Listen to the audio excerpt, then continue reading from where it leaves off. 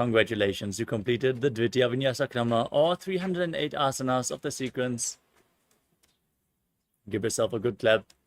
And let's get ready for the power manifestation session, which is going to happen straight after. So stay tuned as we conclude today's Nithyananda Yoga session. Sit straight with your head, neck, and spine in a straight line. Join your hands in Padmanjali Mudra in front of your heart center. Close your eyes, take a deep breath. Visualize Swamiji in your inner space as we chant the Purna mantra. Om Purnamadav Purnamidam Purnat Purnamudachyate Purnasya Purnamadaya Purnameva Vashishyate. Om Shanti Shanti Shanti Hari Om Datsat Sarvam Bhagavat Shri Nithyananda Paramashivam Padukarpanamastu. Om Nithyanandam. Thank you all. Nithyanandam.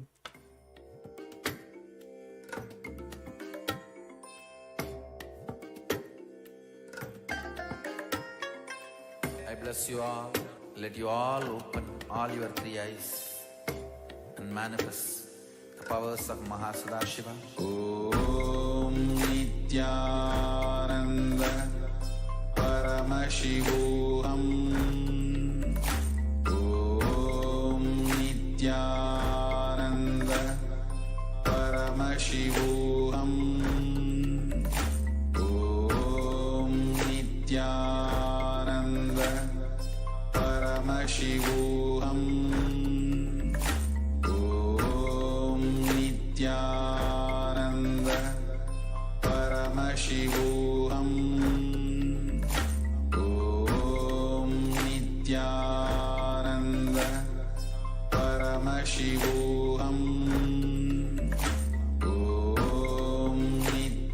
Om Nithyananda Paramashivoham. Om Nithyananda Paramashivoham.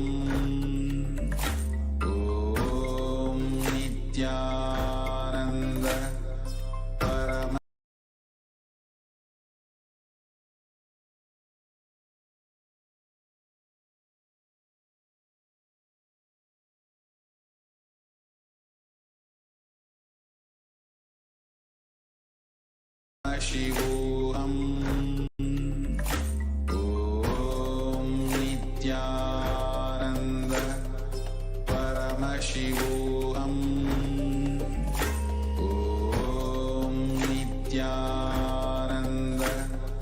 Paramashivoham. Om Nithyananda Paramashivoham. Nithyananda Paramashivoham. Om Nithyananda Paramashivoham.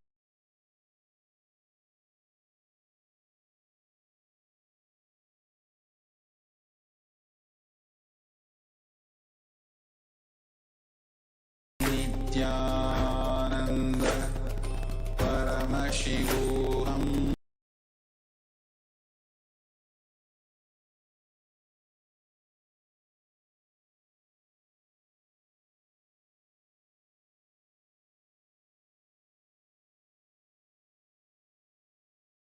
Paramashivoham.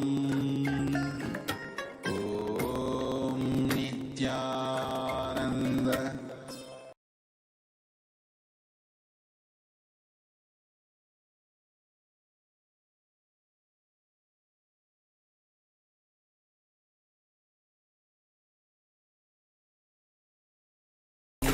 Nithyananda Paramashivoham.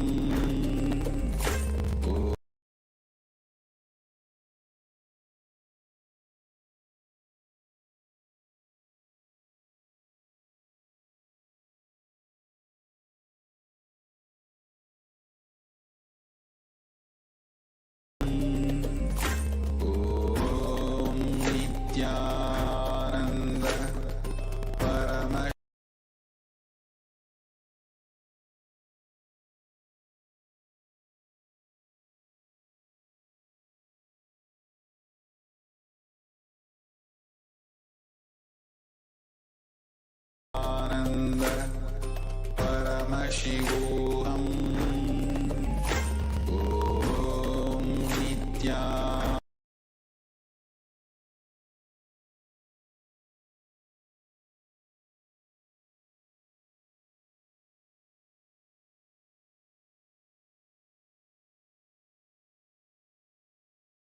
Om Nityananda Paramashivam.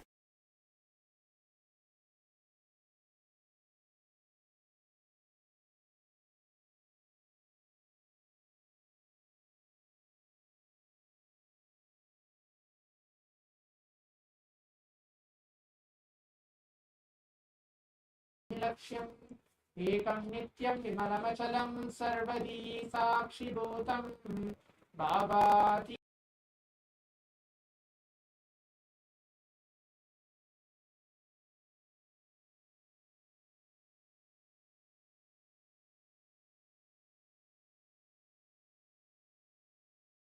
after the Nityananda Yoga, the performance of the Prathama Vinyasa Krama and the Dvitiya Vinyasa Krama, the complete 308 asanas.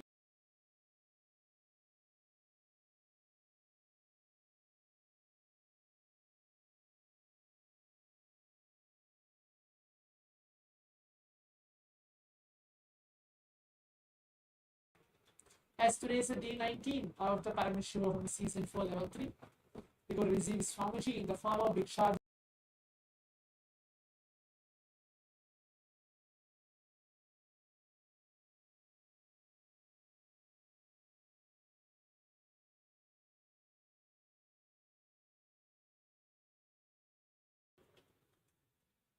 Please keep that ready as well.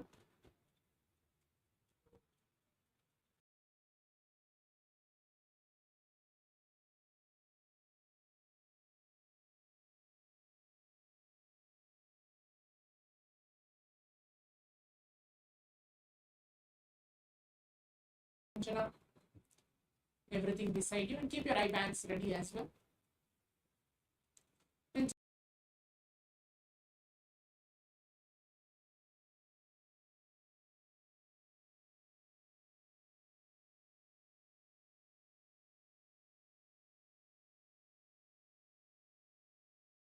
Beautiful tells that this very power manifestation science has been authenticated, validated by the Shastras from the Vedas.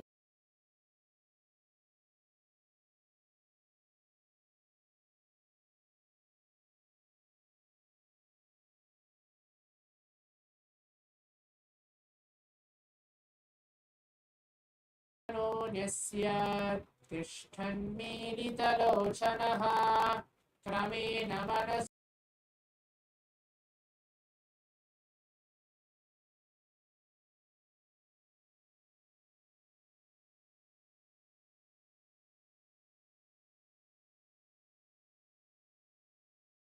Karma 11 Sutra 34, where this verse beautifully mentions about this very power of third eye.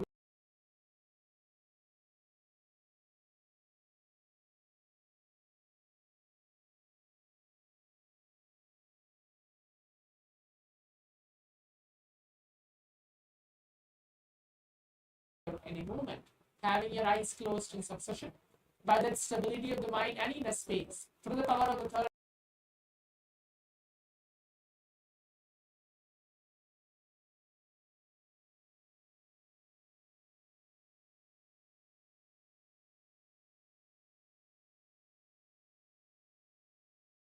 Please blindfold yourself. Please put on your eye bands.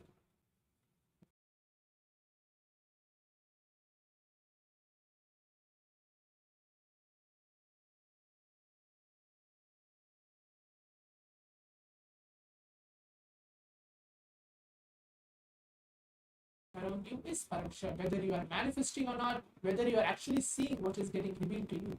Everything just get across.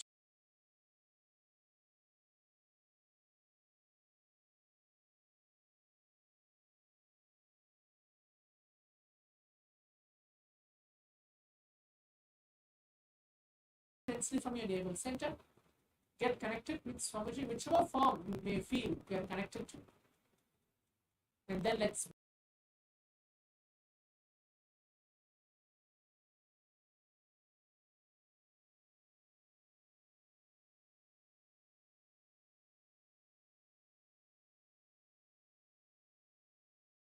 Paramashivoham. Om Nithyananda Paramashivam.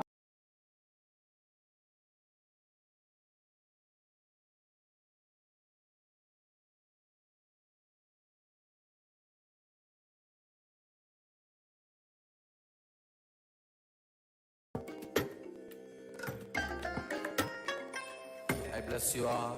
Let you all open all your three eyes.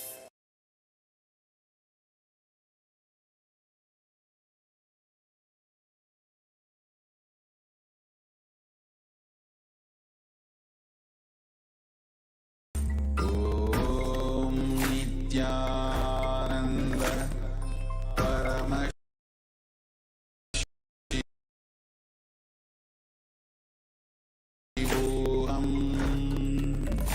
Om Nithyananda Paramashivoham. Om Nithyananda Paramashivoham. Om Nithyananda Paramashivoham. Om Nithyananda Paramashivoham. Om Nithyananda Paramashivoham.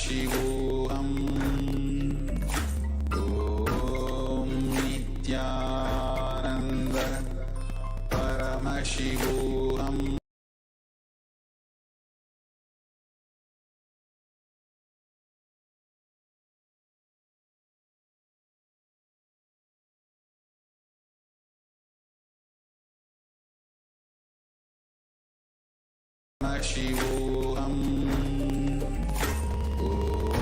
Om Nithyananda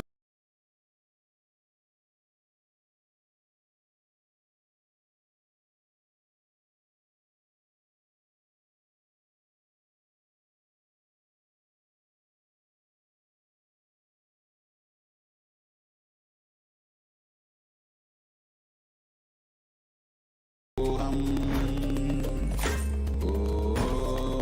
Nithyananda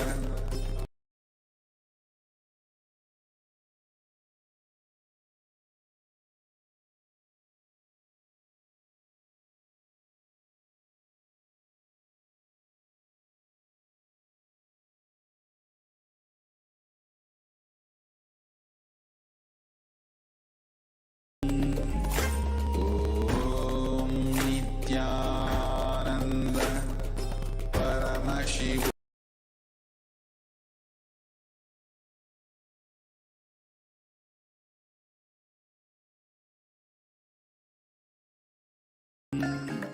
Om Nithyananda Paramashivoham. Om Nithyananda Paramashivoham. Om Nithyananda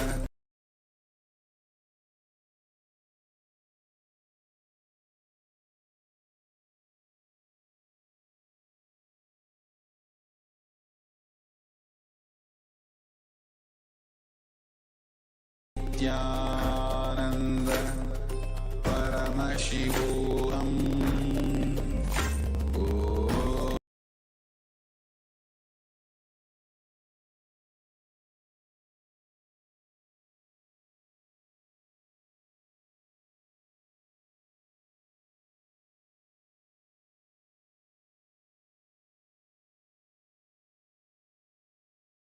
Ananda Paramashivoham.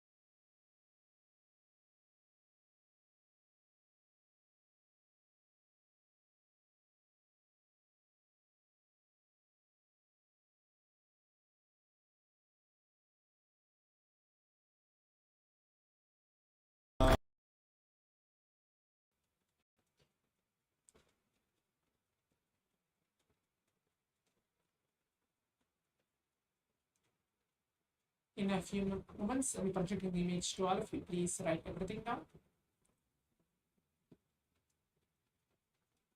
If you're able to see colors, pictures, or anything, please write everything.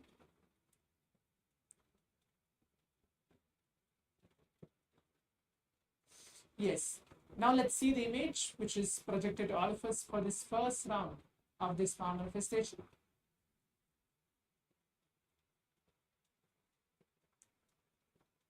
As you can see, this is the image which is projected to all of us. The image was a ball, a complete like a round ball. It's an orange in color. There is a black stripe as well, and a white background. So if you're able to see all these maybe colors or a shape or a white background and whatever you're able to see, if you're able to get completely connected to this very picture, you're manifesting it, that's great actually.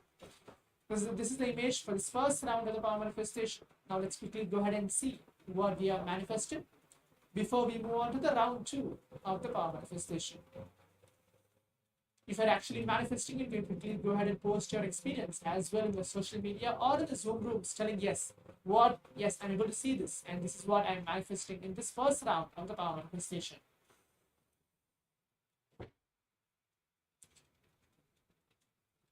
Now let's move on to the round 2 of the power manifestation. We'll be having a second round as well. Those of you who feel that maybe in this round I've not completely I missed the first round, we have a second round as well. Please keep your eyes closed. Remember, Swamuji, never in a space.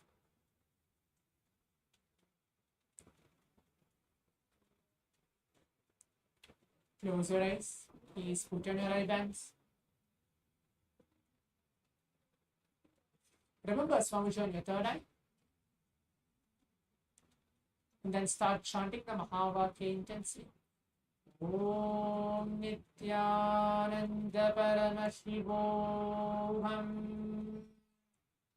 Om Nithyananda Paramashivoham. Om Nithyananda Paramashivoham. Now I'm going to project the image to all of you for this second round of the power manifestation. Please keep your eyes closed.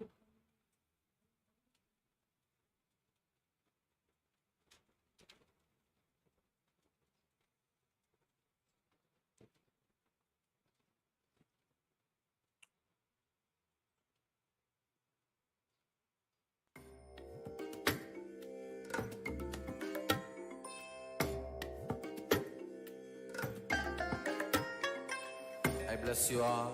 Let you all open all your 3 eyes and manifest the powers of Mahasudashiva. Om Nithyananda Paramashivoham. Om Nithyananda Paramashivoham. Om Nithyananda Paramashivoham. Om Nithyananda Paramashivoham. Om Nithyananda Paramashivoham. Om Nithyananda Paramashivoham. Om Nithyananda Paramashivoham. Om Nithyananda Paramashivoham. Om Nithyananda Paramashivoham. Om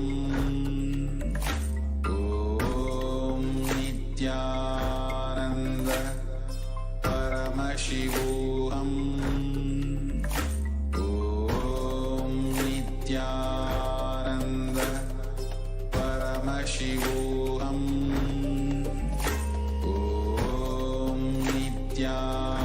Om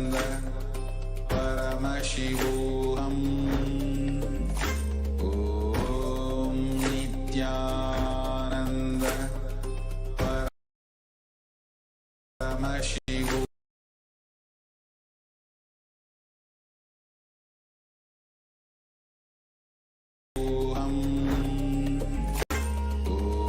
Om Nithyananda Paramashivoham.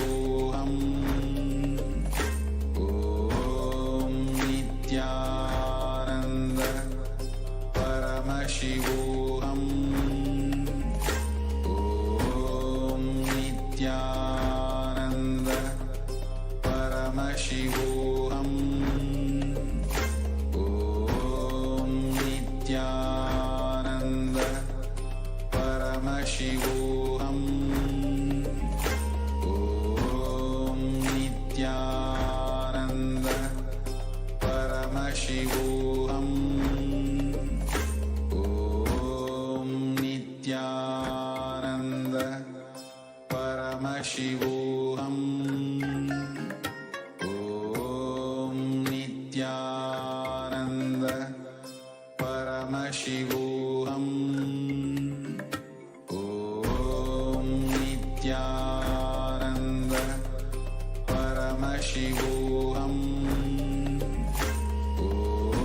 Om Nithyananda Paramashivoham. Om Nithyananda Paramashivoham. Yes. Now requesting all the viewers and who is watching us live, please take off your ribbons, please open your eyes as the round 2 of the power manifestation has been completed now. Now let's take a few minutes to please pen down, type down everything which is revealed to each one of us through a third eye. Make sure in the second round of the power manifestation you write everything down, whatever you're able to see. If you're not able to see anything as well, it's okay. Whatever you're able to see, colors, pictures, including a darkness, if you're able to see just complete black, you can type that out as well. Write that down. As Swamiji very beautifully tells that Paramashiva is always in detail. So if you write down everything in detail, whatever Paramashiva Swamiji actually is showing each one of us, that will be more good. Please write everything down. In a few moments, I'll be projecting the image to all of you to see what is actual image which was chosen for all of us for the second round of the power manifestation.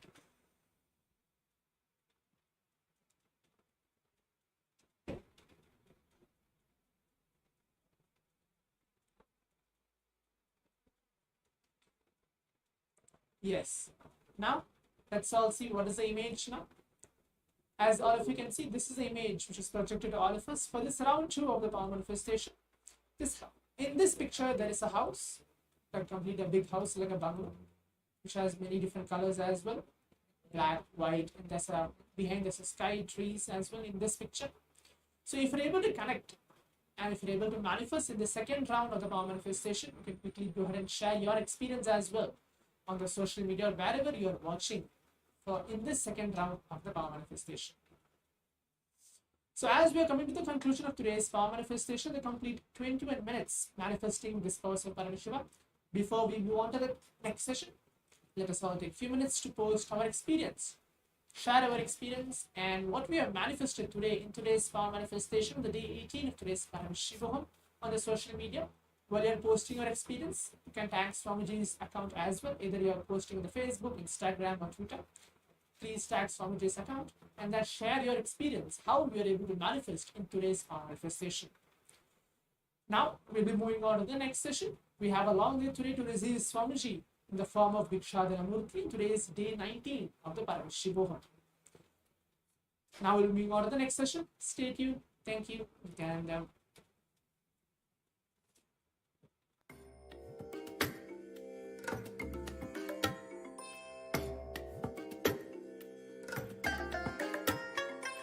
I bless you all. Let you all open all your 3 eyes and manifest the powers of Mahasadashiva. Om Nithyananda Paramashivoham. Om Nithyananda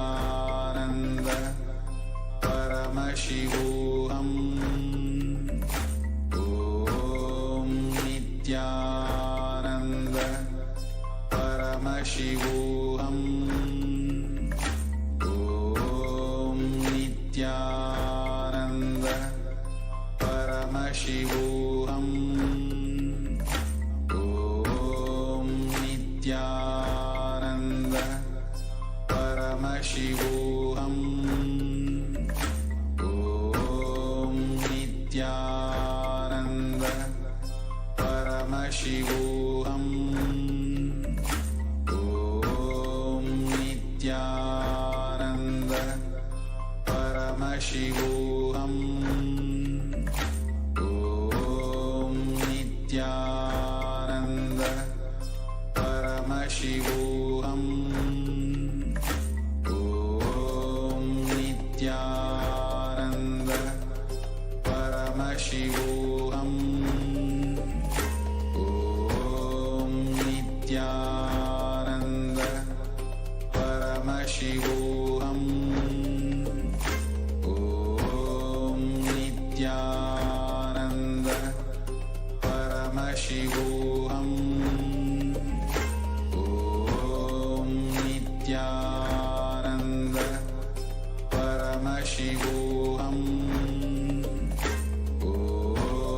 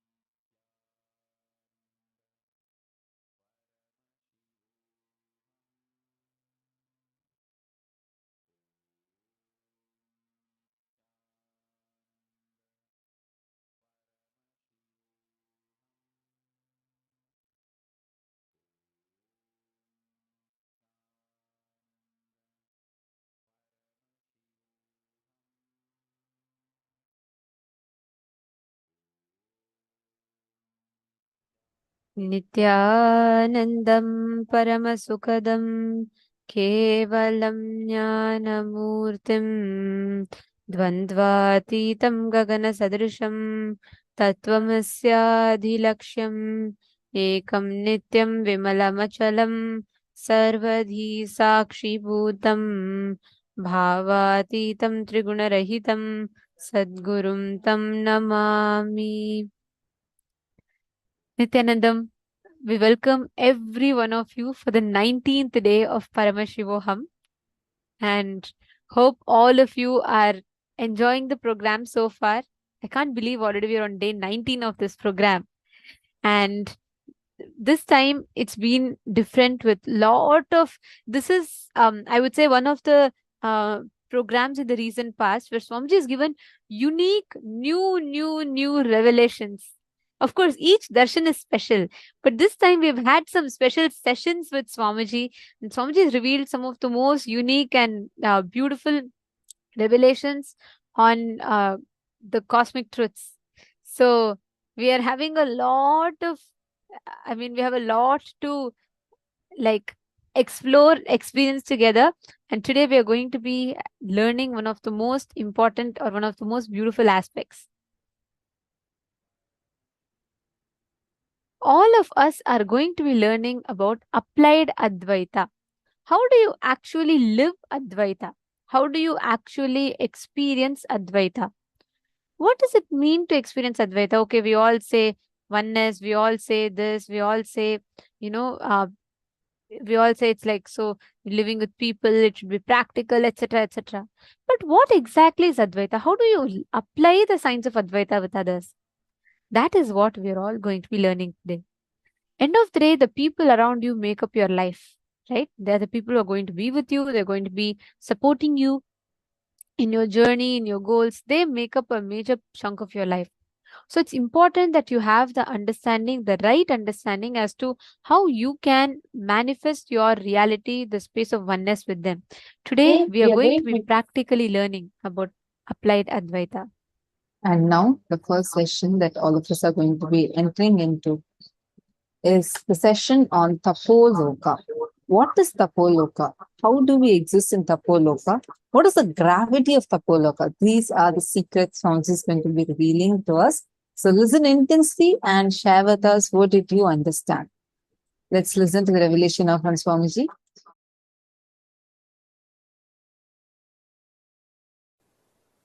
All of you have your presence in all 14 lokas. For example, in Nagaloka, there is a being with your face and snake body. I am giving you this as an example. In Tapo Loka, there is a rishi with your face and the body of the rishi, tapasvi. I will give you one more example. In all 14 lokas, you have your bank account opened. If you are intense in your tapas, in your Tapo Loka account, you have $1 million.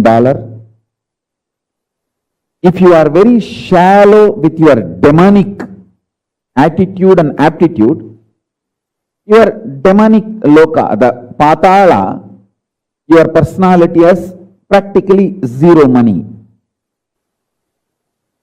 You have the freedom to strengthen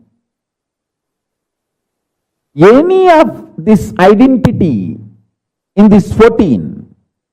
You have a freedom to strengthen or weaken. Any of these 14 identities, you can be demon. If you continuously come to powerful conclusions that demonic qualities are the best to succeed in this world, if you come to this conclusion again and again and start acting on this conclusion, be very clear, you are strengthening your demonic identity and you start planning your future in Patala, the Asura Loka.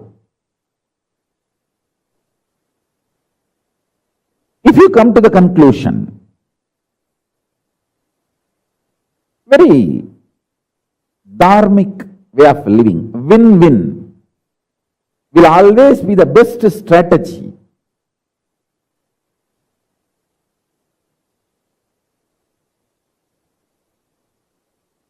For success in the life. Whenever you come to the conclusion, hey, I should also win, he should also win.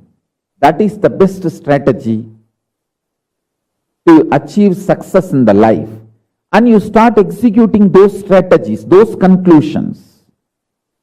Then your personality in Swargaloka gets strengthened, and more your intensity in Swargaloka gets strengthened, and you start manifesting your future time in Swargaloka. And if you feel tyaga, giving up, vairagya, the absolute tyaga is the best strategy for success. Your personality in Tapo Loka, highest zone, your identity in Tapo Loka gets strengthened. That gets empowered. And naturally your future starts manifesting in Tapo Loka. So each of these loka opens up for you based on the powerful conclusions you arrive, based on the actions and activities you do. So understand this truth deeply, so you can start manifesting not only the highest zone, Tapo Loka, Satya Loka, all that, you can manifest Kailasa itself. Pure integrity, absolute integrity to Guru and Paramashiva.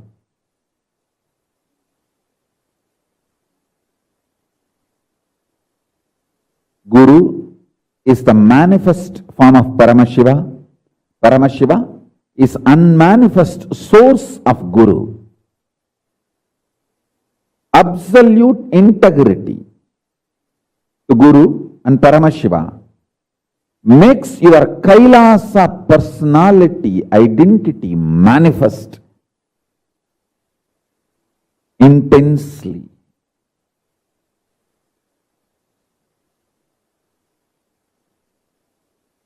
Listen carefully. If you come to the powerful conclusion in your life, if you conclude, win-win is always the best strategy for success.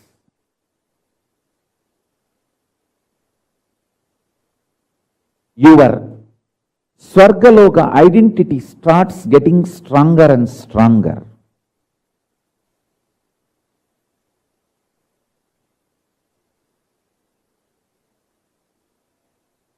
If you conclude complete vairagya, tyaga is the best way to succeed,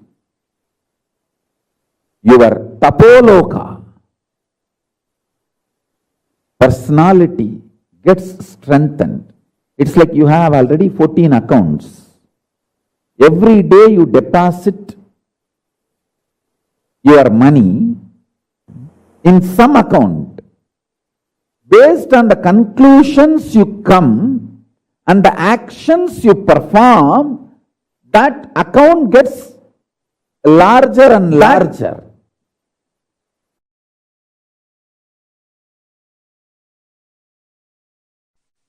Listen, if you are experiencing oneness, it is Maharloka. If you are experiencing oneness during the multiple expression, even though there are many people, But you know you are in all of them. That is Jana Loka. Even if you listen to these powerful cognitions, you will be irreversibly empowered.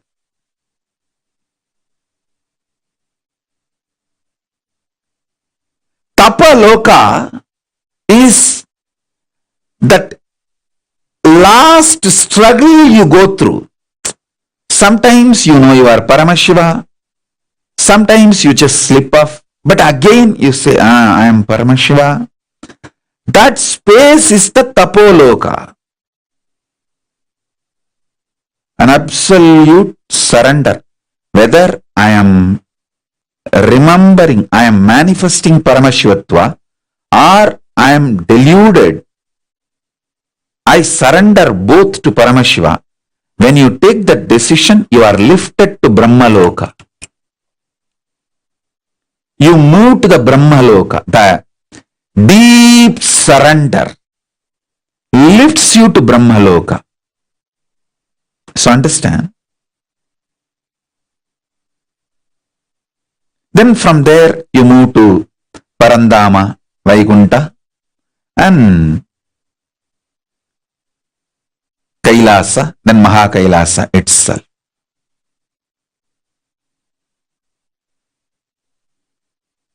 I can project this, a simple kind of a drawing to give you a rough idea about how the lokas are placed.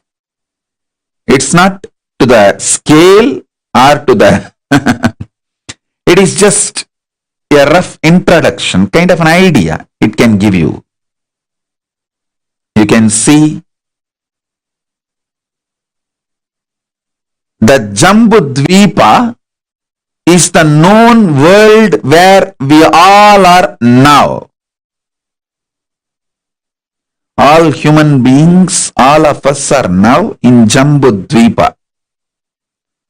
Suvarloka is absolute youth, excitement, energy, absolute power, bliss, no boredom, no tiredness, eternal life, Amara Loka, eternal life.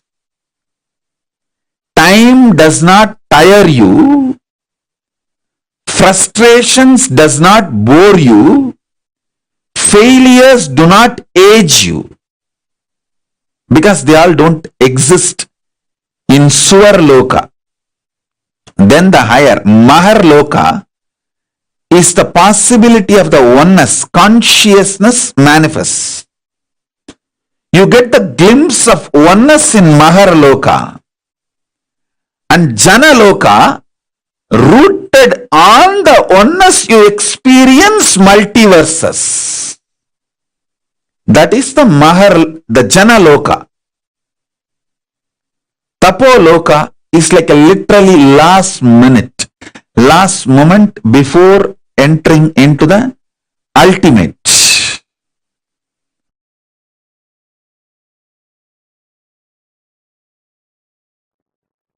Anything which excites you, inspires you, empowers you is a positive currency. Anything which drains you, puts you in blind spot, deludes you is negative currency. Violence is negative currency. Non-violence is conscious currency.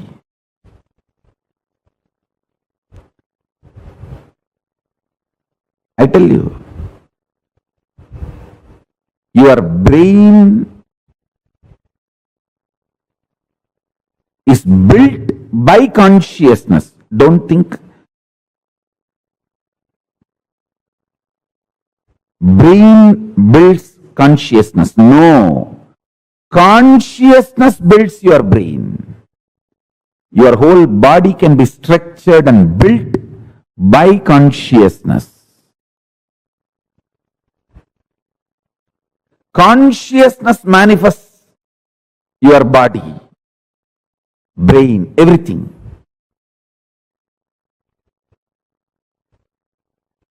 This conscious currencies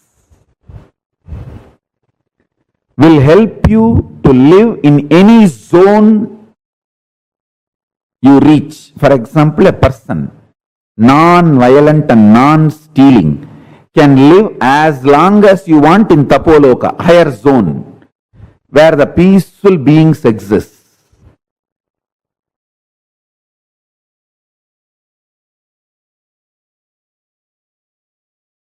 Multi-dimensional space zones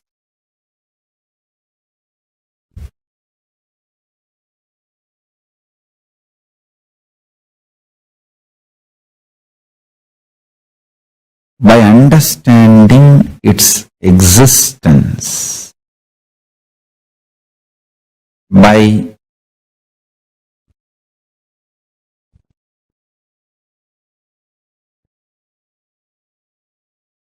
the ability to grasp, visualize, imagine. When you understand its existence, that existence just gets replicated, reproduced, mirrored in your system. That makes you manifest the extraordinary powers. Listen. For example, if you understand about Tapo Loka, where all the great tapasvis exist and how the laws, rules, nature, ontology of Tapo Loka. In Tapo Loka there is no gravity. Basic laws you need to understand about Tapo Loka. Just what is the gravity law in Tapo Loka? What is the electromagnetic laws of Tapo Loka? And what is the weak nuclear force and what is the strong nuclear force of Tapo Loka? That's all. Just that four natural force we understand here in the planet Earth. The same thing if I apply to Tapo Loka and make you understand, just that understanding and visualization, the multidimensional logic of existence is such. Brahmavit Brahmaiva Bhavati. Just by knowing, you become that. Understand? Knowledge and becoming is separate only in binary logic, this world. Knowledge and becoming is one and the same in higher dimension zones. All those higher space,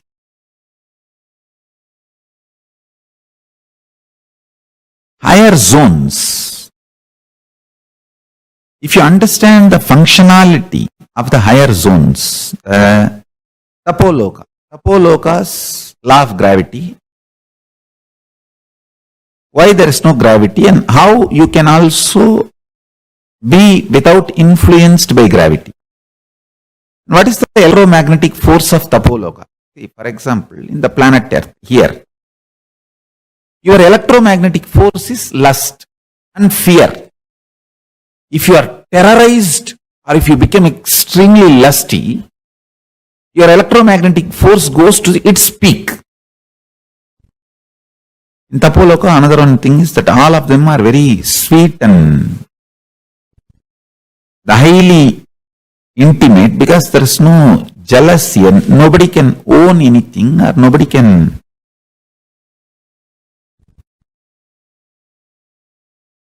there is no individual understanding of ownership and possessiveness. The whole Tapo Loka belongs to whole Tapo Loka citizens. And so naturally the whole understanding is tyaga, just sacrifice. See, when you know everything belongs to everyone, nobody will be interested in possessiveness. You will be only interested in taking care of others. Giving, tyaga. The whole KAILASA, that is the way I am planning to create.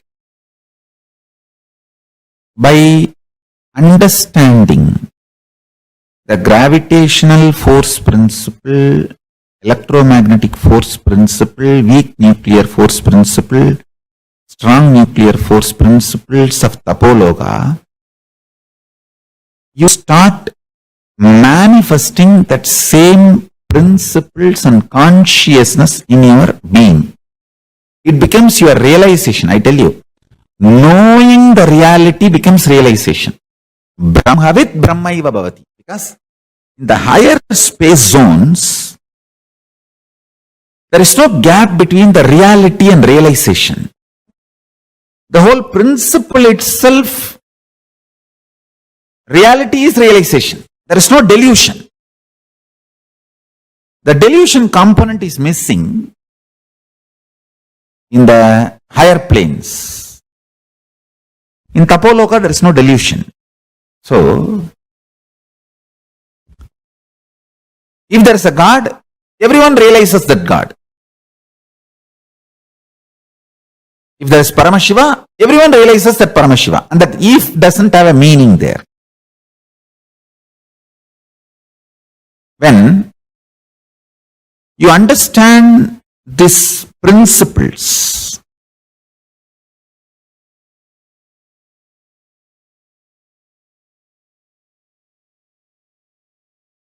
with the, you see, in this planet Earth, understanding does not become you becoming that, because you have so many SDHD, self-doubt, self-hatred, self-denial and all these problems.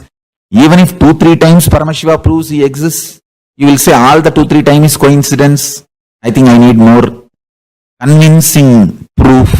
All that is planet Earth binary logic. But in the higher space zones, reality is realization. If you are looking inside what you feel as I, that is Dwadashanta, where Paramashiva is sitting, residing. So look inside that Chidambara, where Paramashiva is residing. For you to look inside, you need a deep love for yourself, because if you have love for yourself only, you will not have guilt, pain, DHD, beating yourself. All that you will not be doing, you will be able to penetrate deeply into Chidambara. If you penetrate the Chidambara also, you will manifest the same powers. If you penetrate the Mahakasha, see, Chidakasha is the space inside your consciousness. Mahakasha is the space outside. Any one, if you penetrate, you will understand the gravitational force, electromagnetic force, weak nuclear force, strong nuclear force, principles of Sri KAILASA or Tapo Loka, any higher zones. Initially, usually you will understand only Tapo Loka. Directly you will not be able to reach KAILASA. That is too big, too much. But even if you understand Tapo Loka, you will start manifesting powers with that clarity and that trust, that strength. You can go easily to KAILASA, Sri KAILASA. Anyhow, when you understand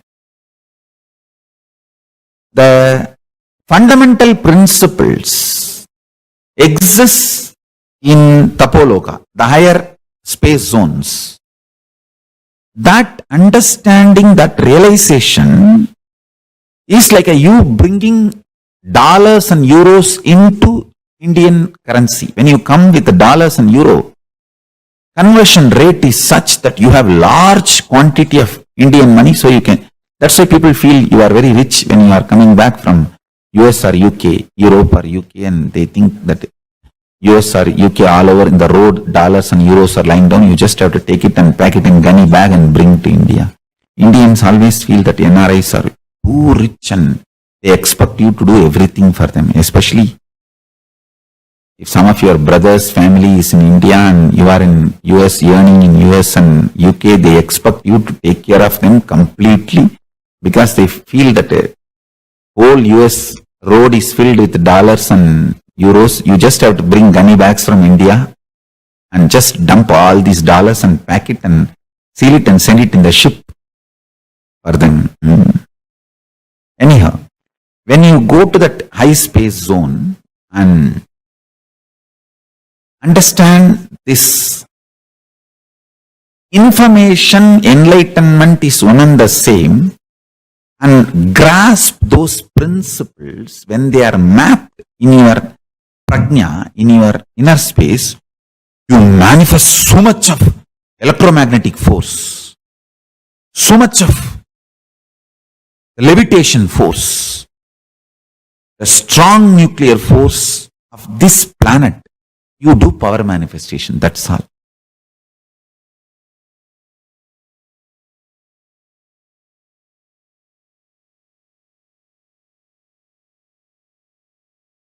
Ishvara manifests in Jiva if the delusion about the Jagat is removed. Information can become enlightenment just if the delusion can be removed by any which way possible. Understand this.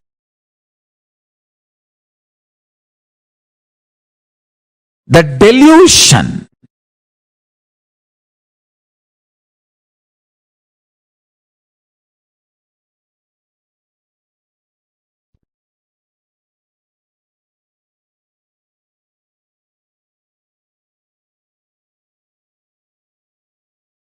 if it can be brought down, information can become enlightenment in you. I'll give you a simple introduction. The gravitation rule.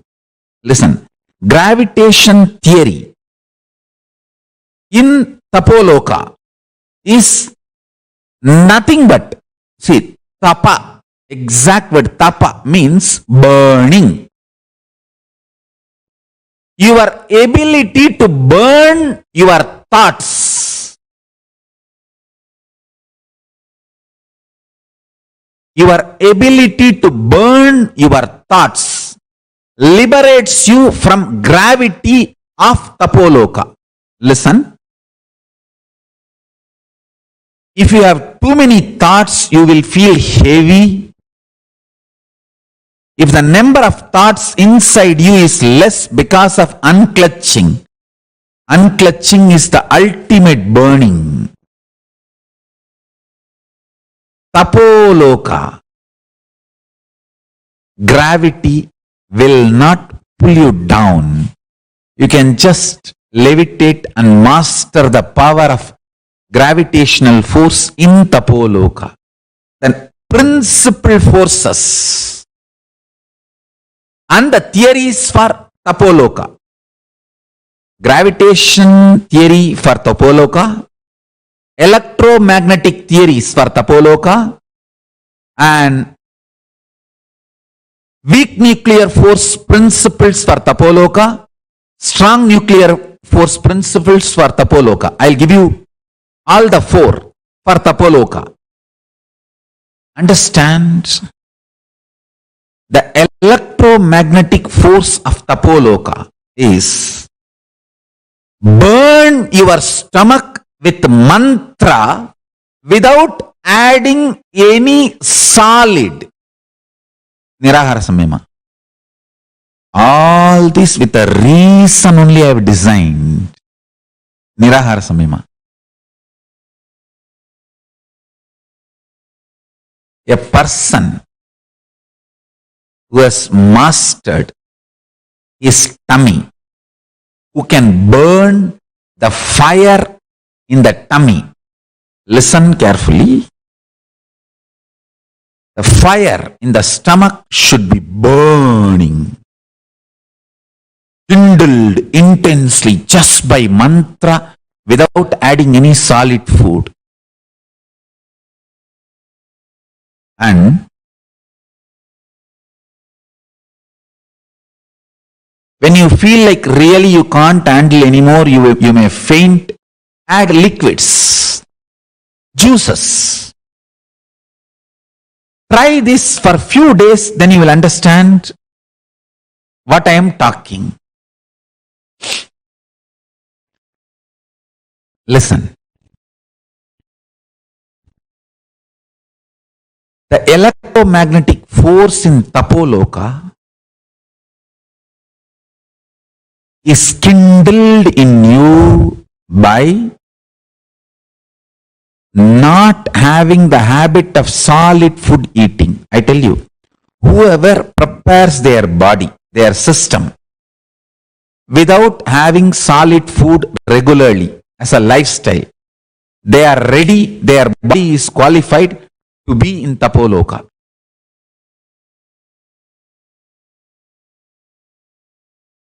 If you can just live by liquid, you can reach Tapo Loka. If you can live just by smelling the food, havis, that's all, nothing else, you can reach Kailasa itself, because in Kailasa only smell is the food. Only smell is the food. No other food.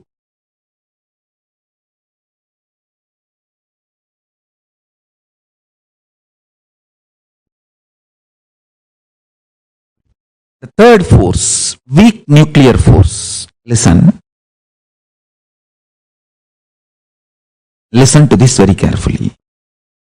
When you chant the Mahavagya, or when you unclutch the intense conscious decision, will, persistence you manifest is the weak nuclear force of Tapo Loka. Your will, persistence is the weak nuclear force of Tapo Loka. And anyone who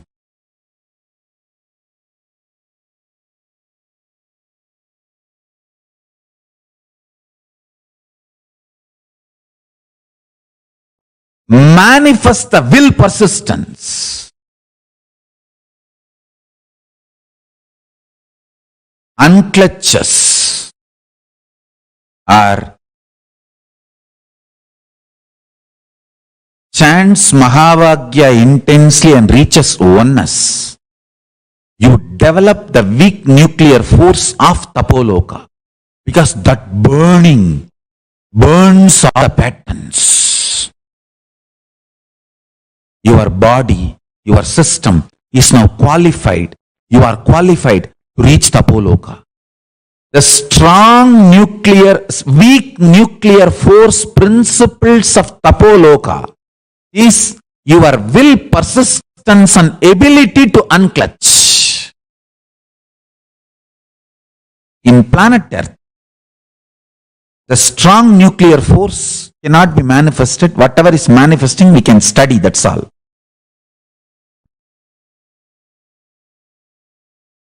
The strong nuclear force principles of Tapo Loka. In Tapo Loka, what is strong nuclear force and what is the principle? The absolute eternal bliss. Nithyananda. Your ability to generate Nithyananda in you is the principle of strong nuclear force in Tapo Loka. Listen, just like Newton's law of universal gravitation, I am giving you the law. See, listen, Newton's law of universal gravitation is usually stated that every particle attracts every other particle in the universe with a force which is directly proportional to the product of their masses and inversely proportional to the square of the distance between their centers. Now I am giving you the law of gravitation for Tapo Loka. Law of gravitation in Tapo Loka is every pattern attracts the same frequency vibrational patterns in the universe with a force directly proportional to the number of times it is repeated, encouraged, supported consciously, and inversely proportional to the biomemory of what you decide as your core existence.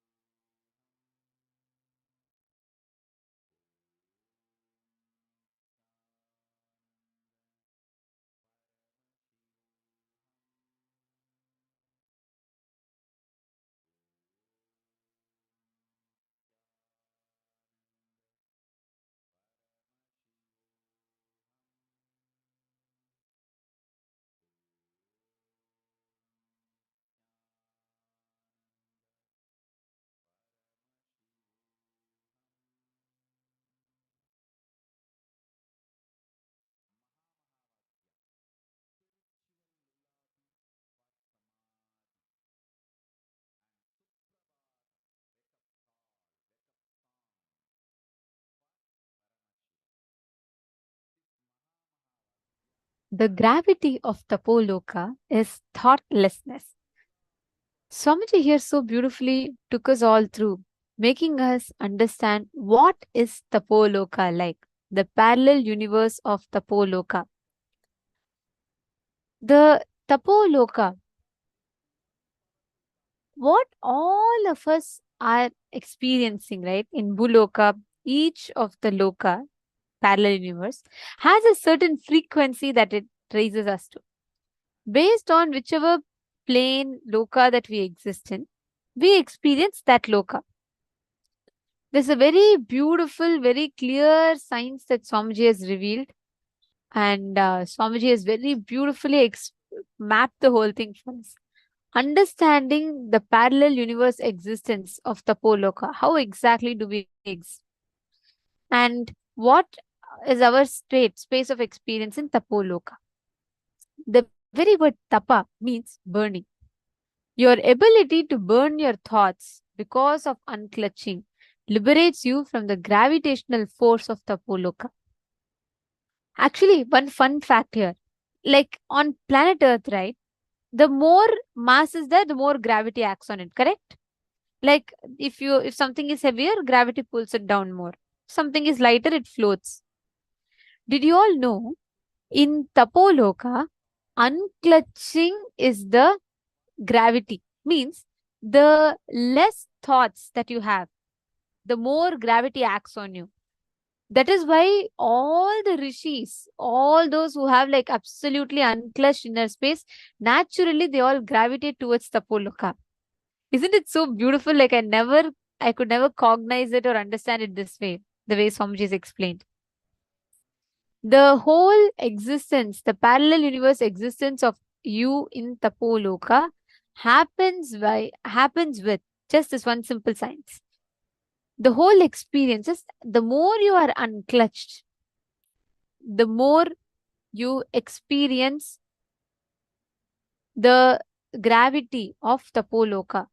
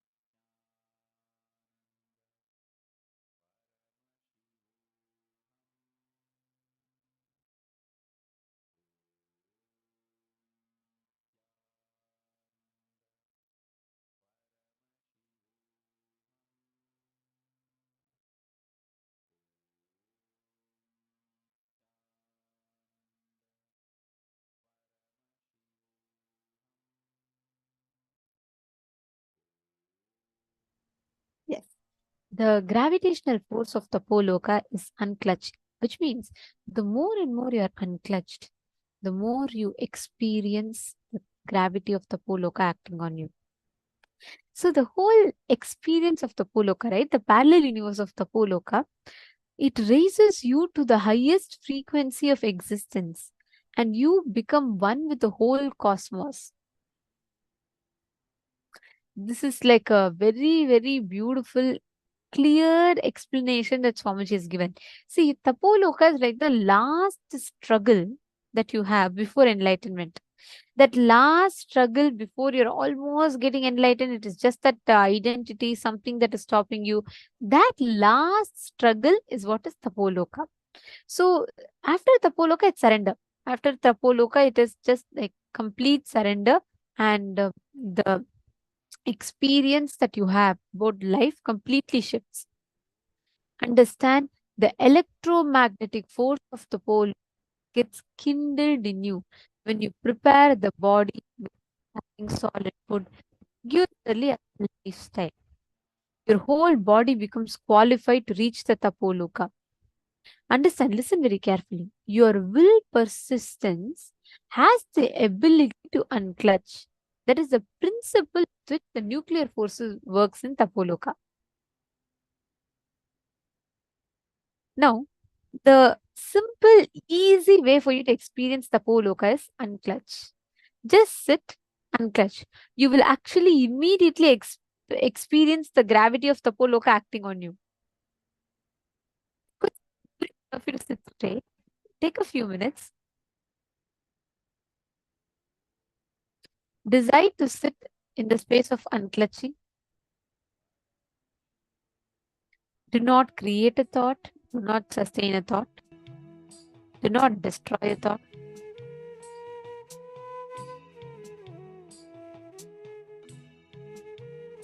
And completely unclutch.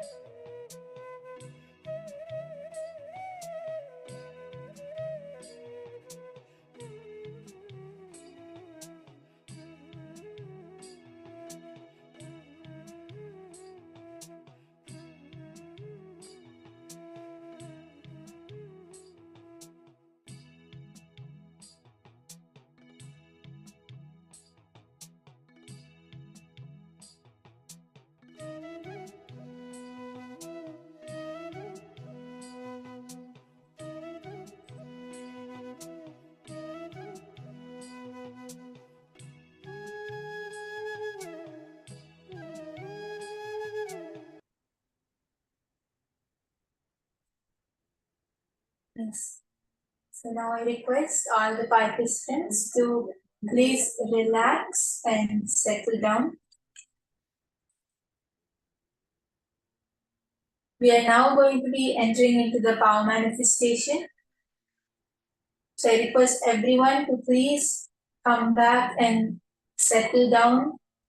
We can relax from the process.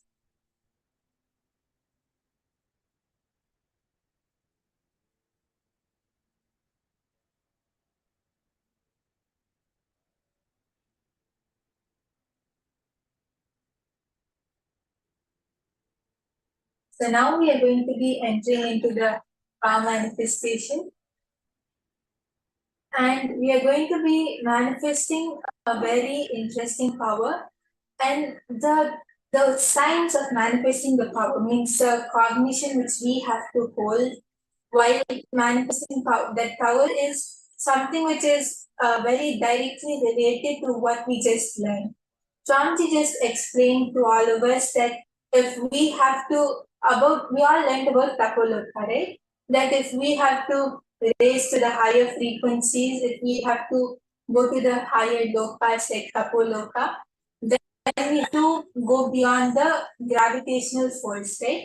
And for that, we should be able to unclutch from all the patterns or the burdens or the heavy thought currents which we are holding inside us. And Swamiji gave us many techniques like liquid diet and different techniques Swamiji told for us to be able to do that. And now we are going to be manifesting the power of Kamacharitvam. And in this power also, all of us are required to be able to raise the frequency of our existence. Means we should be able to raise our frequency so that we can appear in another place. So this power of Kamacharitvam is the power where it's like how Swamiji had appeared as a Divya Sharira, right? All of you must be knowing the story of how Swamiji was in Adi Kailash, in the Pratiksha Pada Puja, and in Trishulam Adinam for morning yoga. In both the pictures, Swamiji appeared at the same time. So that is actually where Swamiji demonstrated this very power, where Swamiji appeared with his Divya Sharira, where he was in Adi Kailash, but he actually manifested this power and he appeared even in Trishula Adinam. And all of us can also see the photographic recording of it. So it is a really beautiful. Like Swamiji showed all of us how it happens. And all of us are also going to be manifesting that same power at different levels. So we are also going to be appearing in another place.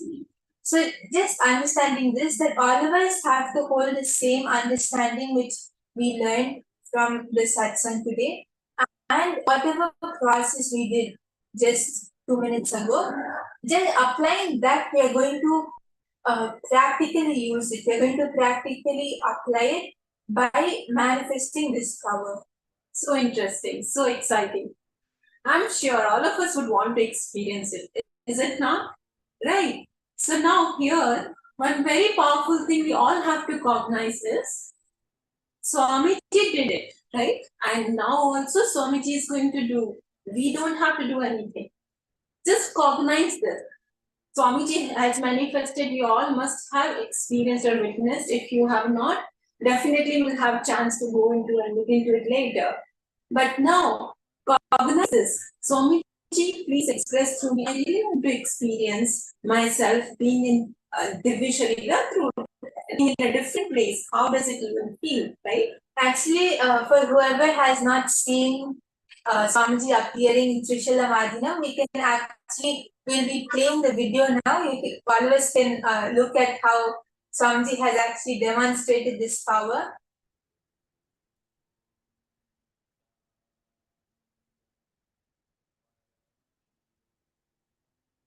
Yes, so we'll be playing the video.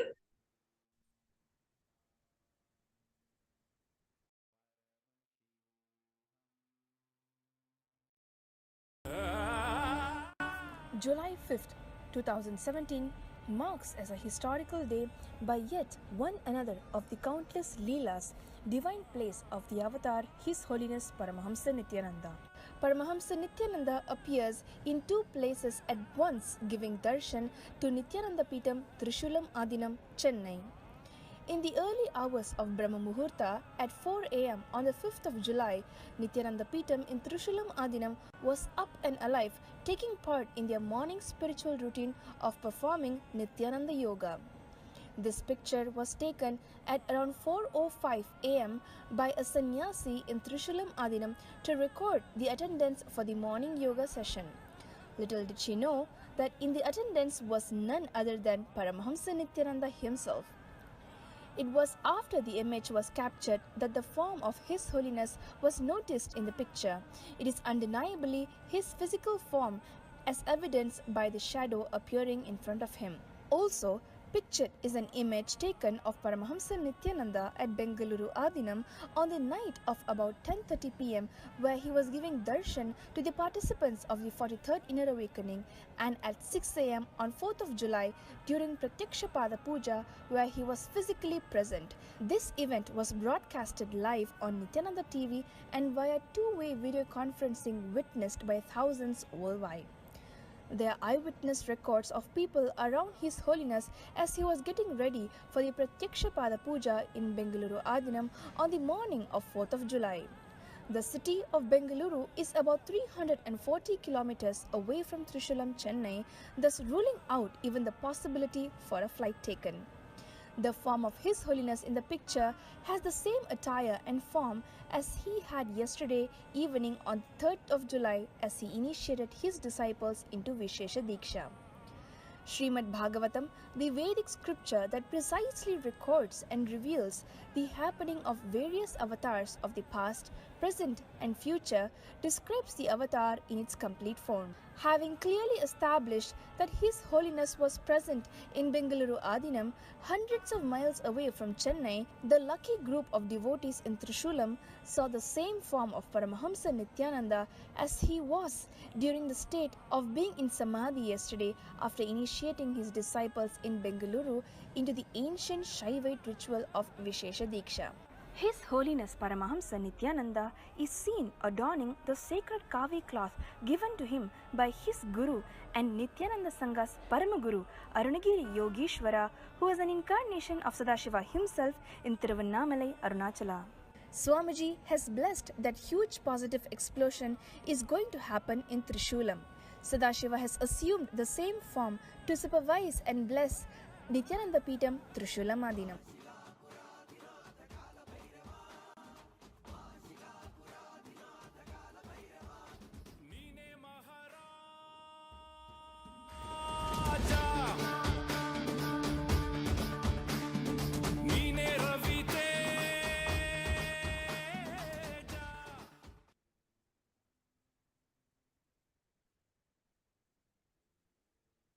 So all of us just saw how Swamiji himself appeared through his Divya Sharira in two places. And now just by seeing this, just by seeing the manifestation of Paramashiva himself, we are also going to be mirroring these neurons.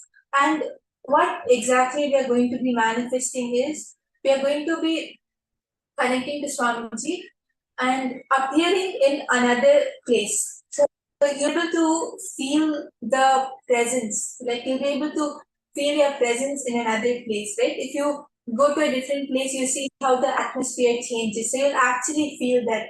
You'll know if it's cold, or whether it's hot, whether it's indoors or outdoors. You'll be able to see what type of place you're in, and you'll literally feel like you have gone there. So this is the power which you're going to be manifesting now.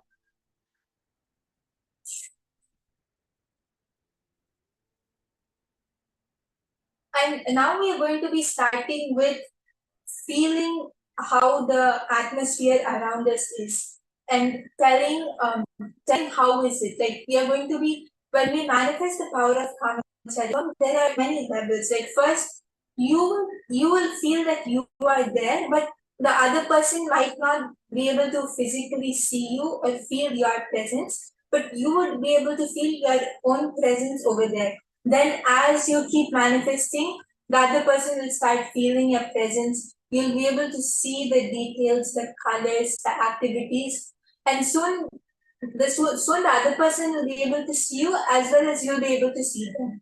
So now we are going to be starting the first level where you would be feeling your presence in that place. So you'll be, you should be able to feel the atmosphere around you. You should feel the place and describe how it is.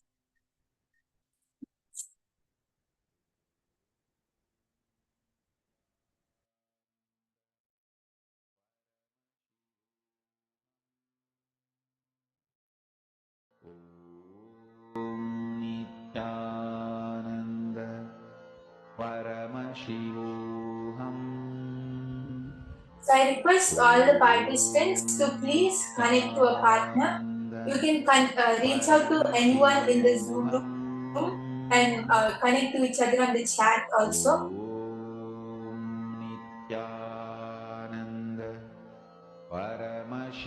If you have any of your friends or family members who would like to manifest this power with you, you can even connect to them. And if anyone needs assistance, you can reach out to the co-acharya of your room. If you need help in connecting to a partner. Paramashivoham. Om Nithyananda Paramashivoham. Om Nithyananda Paramashivoham. Let's now request all the participants to ask your partner to give you one particular place without revealing its details or whereabouts. Just the name of the place, like it can be their house or the name of the place without telling where it is or any details about it.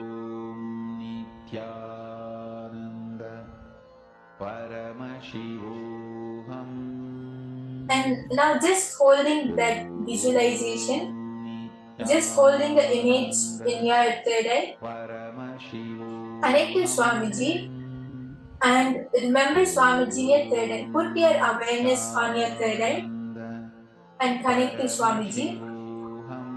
Just feel your presence in your partner's place. Whichever place they have given you, feel your presence over there. Actually, visualize that you're going there and you have appeared in your partner's place. Paramashivoham. Om Nithyananda Paramashivoham. Om Nithyananda Paramashivoham. Om Nithyananda Paramashivoham. Om Nithyananda Paramashivoham. Om Nithyananda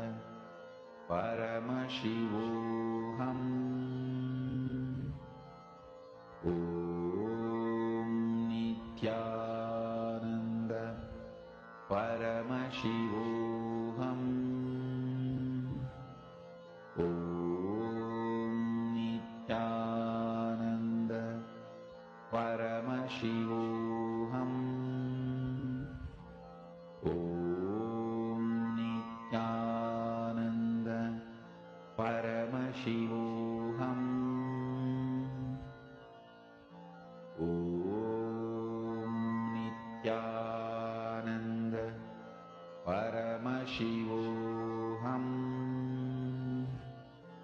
Om Nithyananda Paramashivoham. Om Nithyananda Paramashivoham. Om Nithyananda Paramashivoham. Om Nithyananda Paramashivoham. Om Nithyananda Paramashivoham.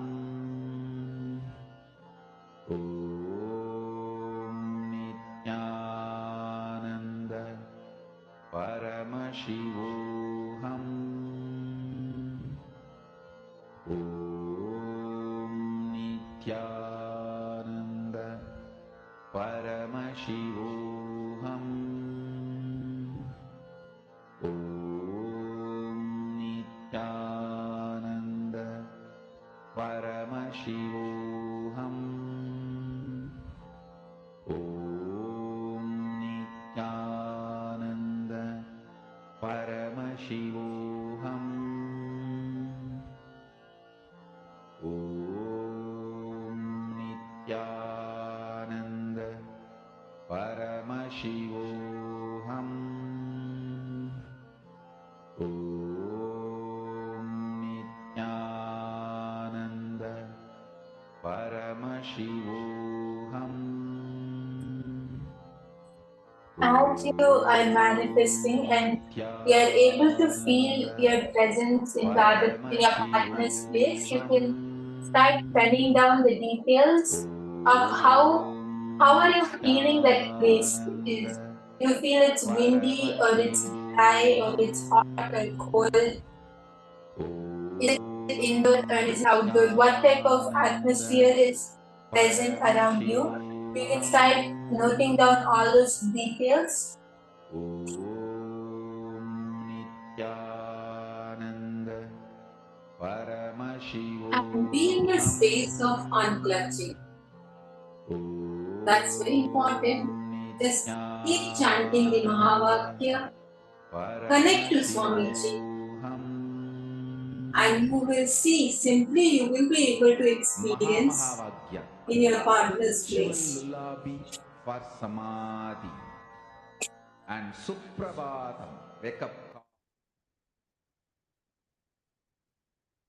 And so I request all the participants to start sharing whatever you were able to feel, however you felt the atmosphere around you. You can start sharing that with your partner.